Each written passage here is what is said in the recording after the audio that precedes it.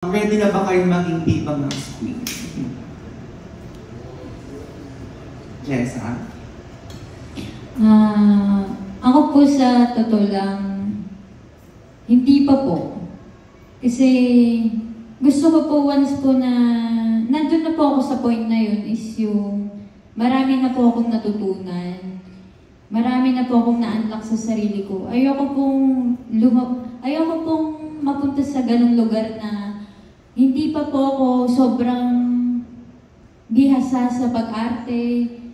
Kasi given naman po na ang itsura, nakikita lang po yan ng tao na pag maganda, okay po. Pero yung talento po talaga, yun po talaga yung pinakamahirap sa lahat na kailangan mo talagang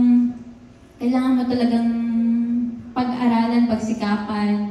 Kaya po dito po sa Dilig is yung natutuwa ako kasi na-unlock ko yung emotion na pag-iyak talaga.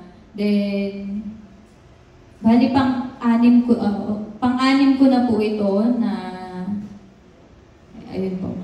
Then, nakalimutan ko sa sabihin ko. Sa pang-anim po na to is yung medyo sa script po, hindi ko na po siya kailangang i-memorize.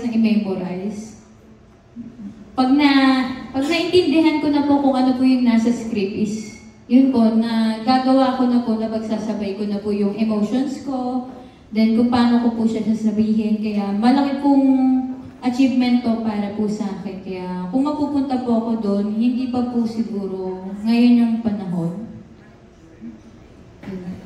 Follow up lang, may nilulook up ka bang Viva Max? Sino to? Meron.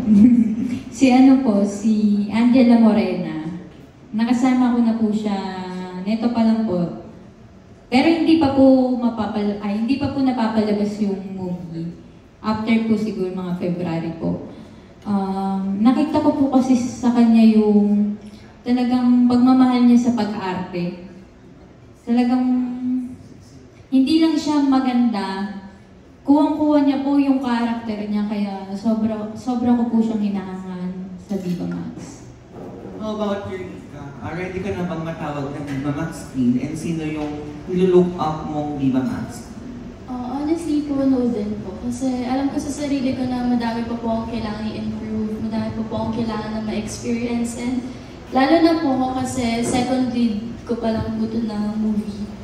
So, siguro po it takes time. Baby steps lang din po talaga. Kung dadating man po ako sa point na yun, sobrang thankful po ako na mabigyan po ng ganong pangalan. And siguro yung nilook up ko po na Viva Max artist po is siguro si Ate Queen Carillo po. Kasi she's not just a writer, pero magaling din po siyang artista, and grabe ngayon po nasa GMA na po siya, and sobrang proud po sa kanya.